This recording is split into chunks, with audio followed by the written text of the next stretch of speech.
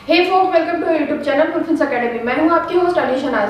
Previous lecture में हमने देखा था कि सेटलमेंट डेट क्या होती है, कॉन्ट्रैक्ट नोट क्या होता है, previous market opening, pre market opening क्या होता है, आफ्टर मार्केट अवर्स क्या होता है, क्या आफ्टर मार्केट अवर अपने ऑर्डर अपने डीमैट अकाउंट में आते हैं या नहीं, ये सब हमने देखा है। अगर आपने ये सब नहीं देखा तो एक बार आई बटन पे जाके क्लिक करके देख लीजिए। आज का हमारा नया टॉपिक है गैप अप और गैप डाउन ओपनिंग क्या होती है।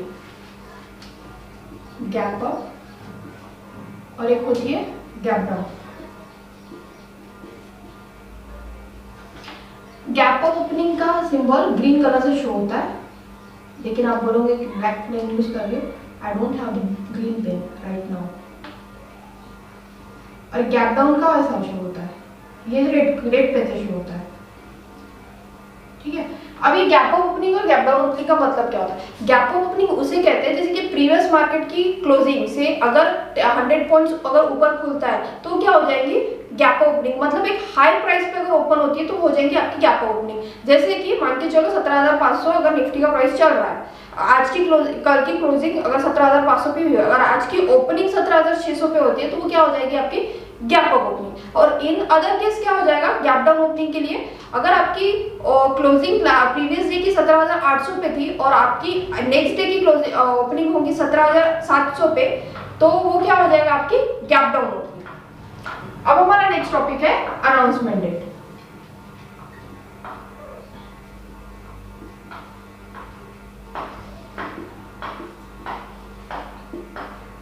अनाउंसमेंट डेट क्या होता है। अनाउंसमेंट डेट पहले हम देख लेते हैं। यहाँ पे एक आ जाता है बोनस, बोनस, स्प्लिट, डिविडेंड।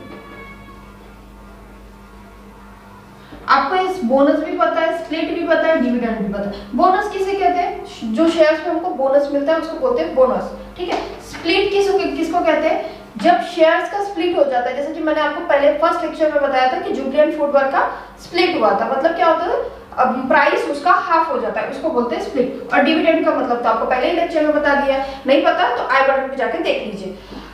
अब इसका अनाउंसमेंट डेट से क्या रिलेशन है।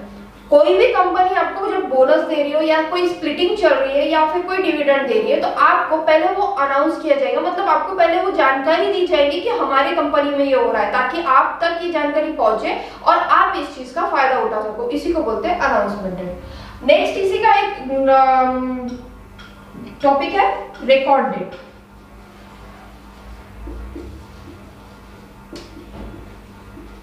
अब रिकॉर्ड डेट का क्या होता है, रिकॉर्ड डेट में भी सेम चीज होती है।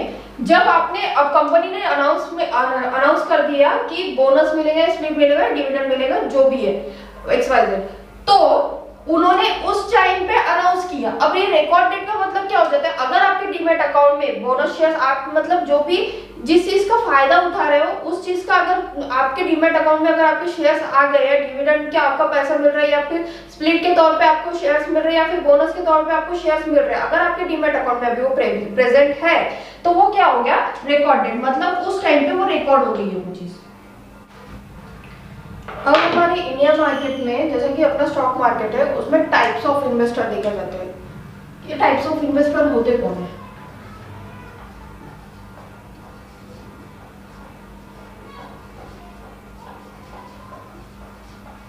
टाइप्स ऑफ इन्वेस्टर्स, पहला टॉप पॉइंट है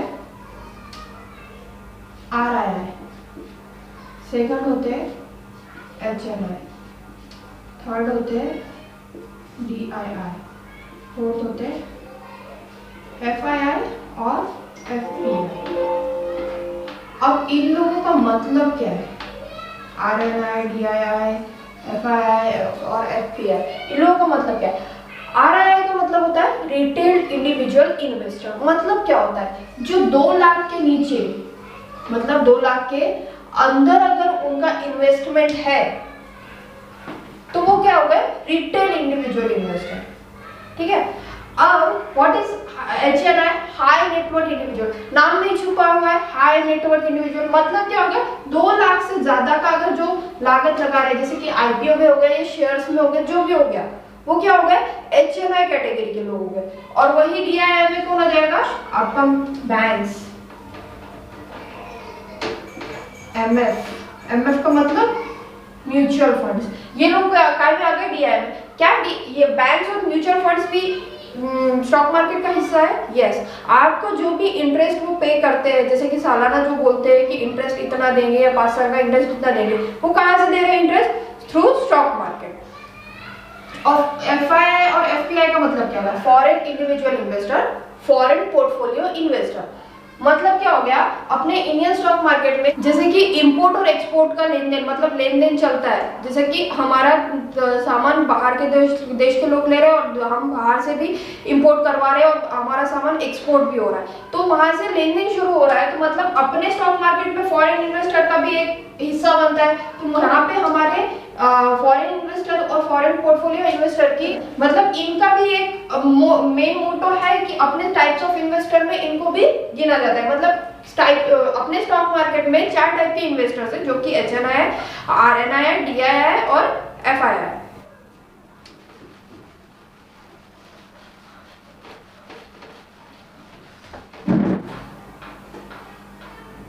एक आ जाता है डिपॉजिटरीज।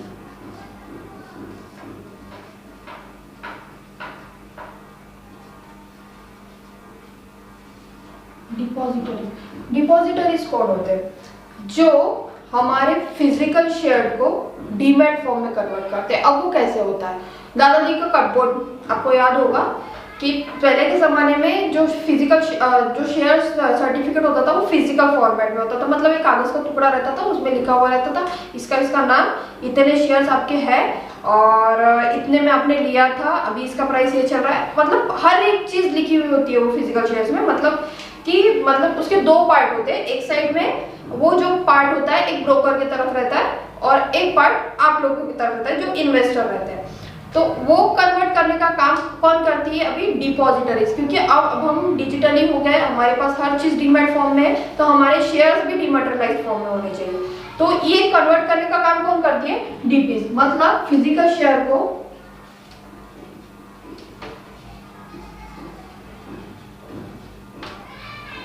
डीमैट फॉर्म में कन्वर्ट करने का काम कौन करती है? डिपॉजिटरीज। अब ये डिपॉजिटरीज होते कौन है? NSDL और CDSL।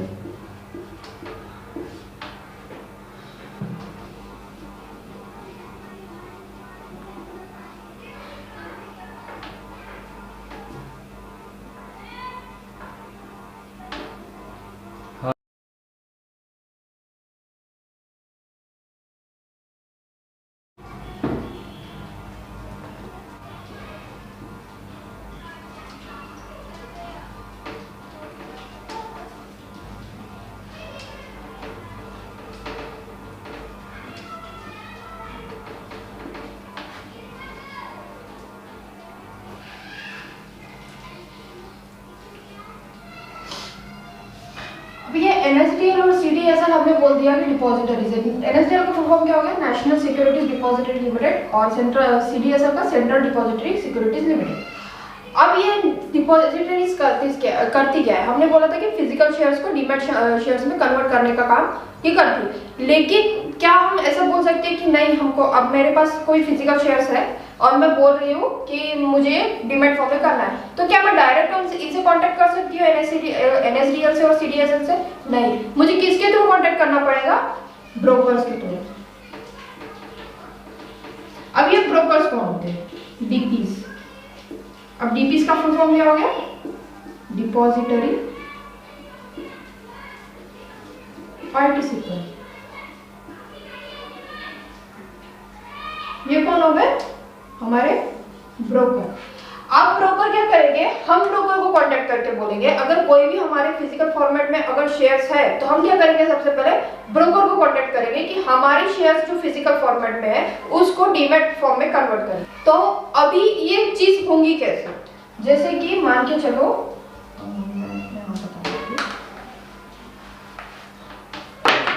ये तुम्हारी DPs है, DP है मतलब ये तुम्हारी डिपॉजिटरीज है मेन। अब यहाँ पे 2 ब्रांच है, एक हो गई NSDL और CDSL। काम दोनों भी एक ही का करती है, क्या करने का, फिजिकल शेयर्स को डीमैट फॉर्म में कन्वर्ट करने का। अब हमारा ये चीज कौन करेगा, हमारा ब्रोकर। अब हम कांटेक्ट करेंगे किसको, ब्रोकर को। ब्रोकर अगर हमारा जैसे कि आप डीमैट अकाउंट बना रहे हो तो आपको लिखा आएगा कि आपका अकाउंट किससे लिंक्ड है। जैसे कि ये हमारा आधार कार्ड भी हम लिंक करवाते हैं तो आपको पता होता है कि आपका मोबाइल नंबर किस आधार कार्ड, मतलब आपका आधार कार्ड कौन से मोबाइल नंबर से लिंक है। तो आपको जो डीमैट अकाउंट मिलेगा, डीमैट अकाउंट के जो आपको मतलब जैसे कि वो इंफॉर्मेशन वाली चीज होती है ना, डॉक्यूमेंट्स जो होते हैं, उसमें लिखा होगा कि आपका अकाउंट एनएसडीएल से रिलेटेड लिंक्ड है या सीडीएसएल से। इफ एनएसडीएल से लिंक्ड है तो आपका ब्रोकर एनएसडीएल से कांटेक्ट करेगा कि इनके जो फिजिकल फॉर्मेट में जो शेयर्स है वो डिमैटेरियलाइज कर दिए। अब इन्होंने कर दिया, ये करने के बाद ये चीजें डायरेक्ट होंगी क्या, नहीं, पहले ये जाएंगी किसके तरफ, सेबी के तरफ। ये सेबी से रेगुलेट है ना, हर चीज सेबी से रेगुलेट है। सेबी की क्या है, स्टॉक मार्केट का बाप है, सीधी सी बात। सेबी के अंडर हर वो चीज है जो मतलब इतनी पावर है कि वो एक स्टॉक मार्केट के ब्रोकर को निकाल भी सकता है। क्यों, अगर कोई स्कैम करे तो ऐसा कोई नहीं निकालना, ठीक है। एनएसडीएल जाएगा सेबी की तरफ, सेबी से पूछेगा कि क्या इनके फिजिकल फॉर्मेट में शेयर्स है, वो क्योंकि इन्होंने तो दे दिया फिजिकल फॉर्मेट में अपना शेयर दे दिया, लेकिन शेयर सर्टिफिकेट, लेकिन इनके पास जो नोट होता है वो नोट भी वो लोग देखते हैं। अगर कंफर्मेशन मिलता है तो वो तब जाके वो डिमैटेरियलाइज होता है, तब जाके एनएसडीएल फिर ब्रोकर को देता है, ब्रोकर फिर अपने इन्वेस्टर को देता है। ये काम करता है डिपॉजिटरीज और डीपीज का काम ये होता है।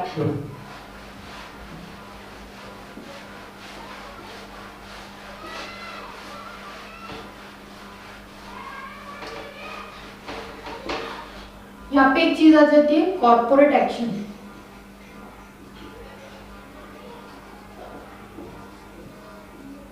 अब ये कॉर्पोरेट एक्शन क्या होता है, कॉर्पोरेट एक्शन आपको एक मैं साइट बताती हूँ, moneycontrol.com।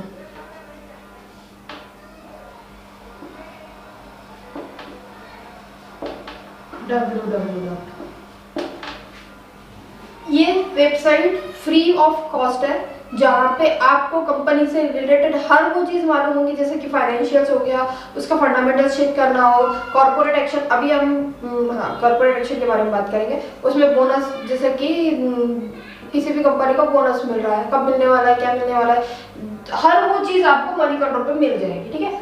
अब ये कॉर्पोरेट एक्शन में होता क्या है, कॉर्पोरेट एक्शन में आपको पता चलेगा एजीएम क्या है, ईजीएम क्या है, बोनस, स्प्लिट, डिविडेंड और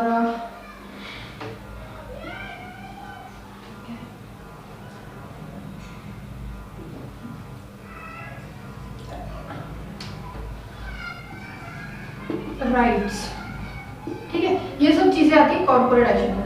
अब एजीएम क्या है, जो भी बोर्ड मीटिंग्स होती है, जो भी कंपनी है, जैसे भी मान के चलो टाटा एंड सन्स है, अब उनकी कंपनी में जो भी बात चल रही है, मतलब जो भी अभी नया एजेंडा आने वाला है, जो भी हर वो छोटी से छोटी चीज जो बोर्ड मीटिंग में होती है, वो एजीएम में पता चल जाती है आपको। मतलब उस साइट पे जाके आप सीधा कॉर्पोरेट एक्शन देख सकते हो। कॉर्पोरेट एक्शन करके एक बॉक्स आएगा, उसको क्लिक करना है। मैं आपको पूरा प्रैक्टिकली आपको थोड़ी देर में बताऊंगी। नेक्स्ट होता है कि बोनस। आपको पता है कि बोनस क्या होता है, बोनस किस पे मिलता है, स्प्लिट क्या होता है ये भी आपको पता है, डिविडेंड क्या होता है ये भी आपको पता है, राइट्स का मतलब क्या होता है, राइट्स मतलब उस कंपनी में क्या क्या राइट्स है, मतलब क्या हम वो चीजें कर सकते हैं, क्या वो चीजें नहीं कर सकते, ये सब आपको कॉर्पोरेट एक्शन के तौर पे सब कुछ वो चीजें आपको बता दी जाएगी। सबसे पहले आप अपने क्रोम पे जाइएगा, वहाँ पे आप क्लिक कीजिएगा कि www.moneycontrol.com।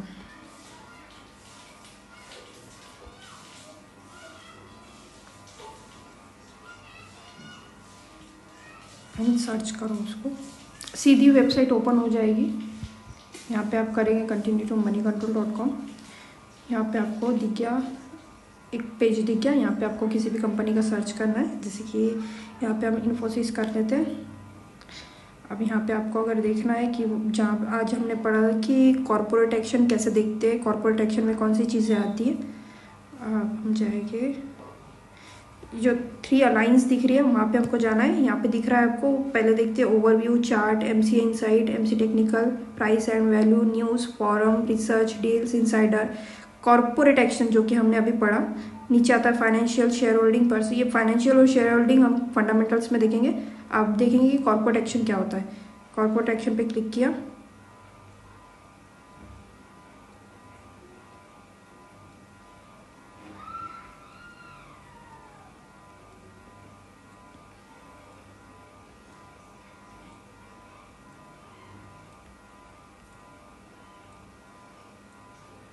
ये आ गया कॉर्पोरेट एक्शन पे।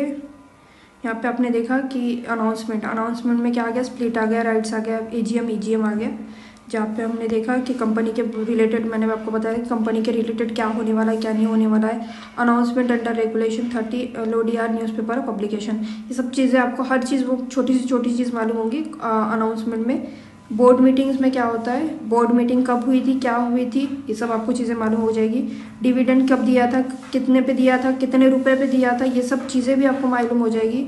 और बोनस क्या होता है, देखो यहाँ पे अनाउंसमेंट डेट दी थी मैंने, अनाउंसमेंट डेट पढ़ाई थी, वो क्या होती है क्या नहीं होती है वो भी आपको पता हो गया। अभी रिकॉर्ड डेट भी मैंने आपको आज बता दी। और बोनस रेशो क्या होता है, जैसे कि मान के चलो कि मैंने आपको परसों के दिन लास्ट लेक्चर में बताया था कि 1:1 के फॉर्म में मिल रहा है, जैसे कि 3:1 के फॉर्म में मिल रहा है, तो मतलब 3 शेयर्स पे 1 शेयर्स इशू होगा, ना कि 1 शेयर पे 3 शेयर इशू होंगे। ठीक है, ये सब चीज़ें आपको कॉर्पोरेट एक्शन में मिल। नेक्स्ट टॉपिक है वॉल्यूम।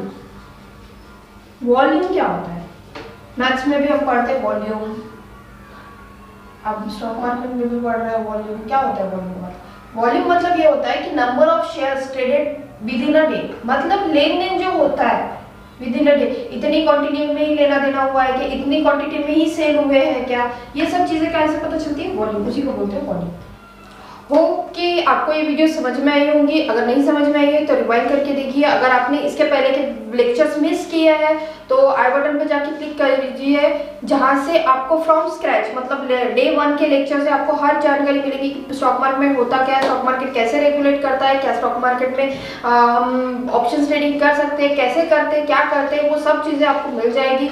और हमारा नेक्स्ट टॉपिक होगा कि ट्रेडिंग सिस्टम कैसा, पहले ट्रेडिंग सिस्टम कैसा था, पहले आज का ट्रेडिंग सिस्टम कैसा है, वहाँ पे कितने टाइप्स के ऑर्डर हम लगा सकते हैं, क्या हम उसमें लिमिट ऑर्डर लगा सकते हैं, क्या हम उसमें मार्केट ऑर्डर लगा सकते हैं, ये सब अगर आप जानना चाहते हो तो हमारे YouTube चैनल को सब्सक्राइब कीजिए, जिसकी वजह से आपको मेरा नेक्स्ट लेक्चर का वीडियो आप तक पहुंच जाएगा। अगर आप निफ्टी और बैंक निफ्टी में ट्रेड करते हैं, अगर आपको थोड़ी सी दिक्कत जा रही है, अगर आप फ्री कॉल्स चाहते हैं तो हमारे टेलीग्राम को चैनल को सब्सक्राइब कीजिए, जहां हम प्रोवाइड करते हैं आपको रेगुलर का डेली एनालिसिस और प्रोवाइड करते हैं फ्री कॉल्स। इफ आप हमारा प्रीमियम चैनल ज्वाइन करना चाहते हैं, उसके लिए हमारे दिए गए नंबर पे कांटेक्ट कीजिए। Thank you so much.